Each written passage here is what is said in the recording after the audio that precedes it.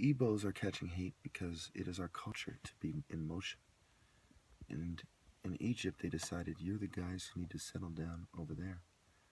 The Igbos are always starting trouble, and the Fulanis and the Janjaweed and certain tribes are designated by Apep, the god of this world, to put it down, to pull out and moon them and say, hey, the sun don't live here anymore. Now people rather prefer to show their butt than their dick.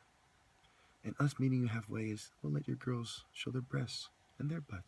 How about that? Maybe your people will figure out, huh?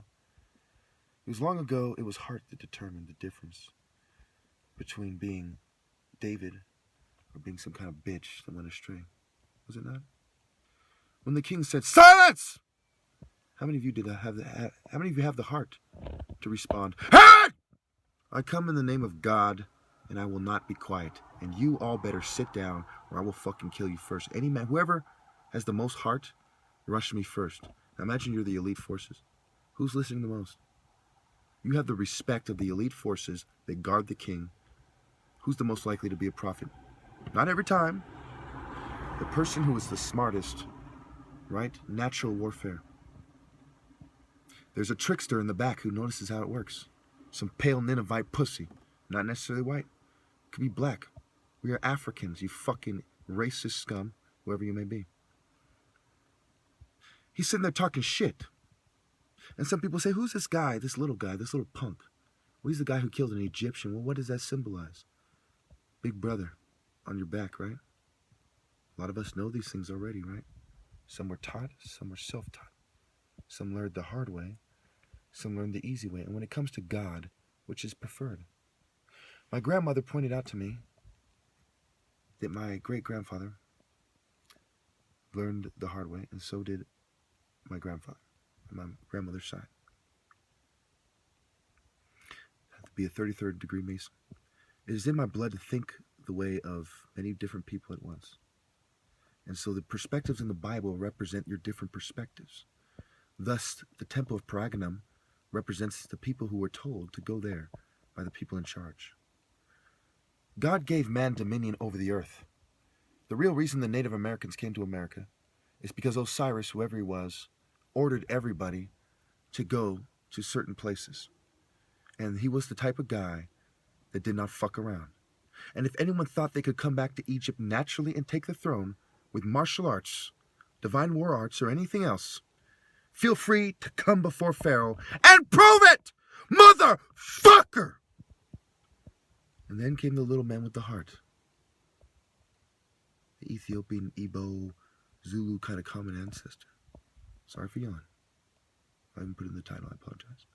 Put around, 3 minutes? I didn't do that on purpose. Anyway. And they came before Pharaoh. What the fuck is this? And so, we're going to go out back. No one's looking. And I'm going to see how much heart you really have. Kind of like whip out your dick, but let's do Montu arts. Let's see who is more manly in a series of tests. And what test you think reigns supreme? Why did this Osirian priest stick fight? My tribe is not only the founders, but giving credit because of their DNA. And that's part of this as well. Since martial arts is at the core of religion. What is the order, my friends, once you understand the Jews are black and that the Narmer Palette being settled by the referee division of the New World Order, the Masons and them, usually in favor of the whites, some kind of deal was made at our expense, I'm sure, to reveal that bit of information that sets history straight and the rate of release for the information compared to the death rate, the kill rate, the rate of consumption of material resources and stuff. It's symbolic of Constantine turning to God on his deathbed as a people. The wolves are now like, yes, we're sorry, and we accept the first shall be last and the last shall be first. Now, every man is his own man. Okay? But let's face it, who killed God and who didn't? Let's all grow up. Let's all come together and tell the truth. The spiritual order is the opposite of what America, which was started by white people, and look at the history of it. the names of them, who was secret societies. Do that on your own. I don't know everything.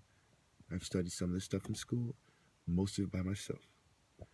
Okay, this guy who started it, Amerigo Vespucci, and all this, there's different Morocco, and there's different Masonic codes for what really happened, right?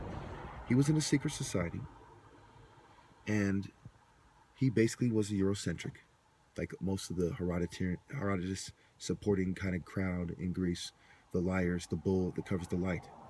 So he was rolling with the Greco-Roman Viking kind of forced English, French, Spanish, Portuguese, all that stuff, German, forcing their way to control the world. And so red, white, and blue symbolizes the order of operations, right? The red man, who they believe is white, which they believe the white man in the sun is red in Egypt. So once you replace it, what is the order of operations? It's actually blue, black, and red. Well, where's the white? Well, that is God's plan. The white is supposed to come to the light and stop being white. And therein lies the real reason why Satanists control both parties. And it has everything to do with eugenics and genetic engineering. And I'm sorry that it's like this. Thank you.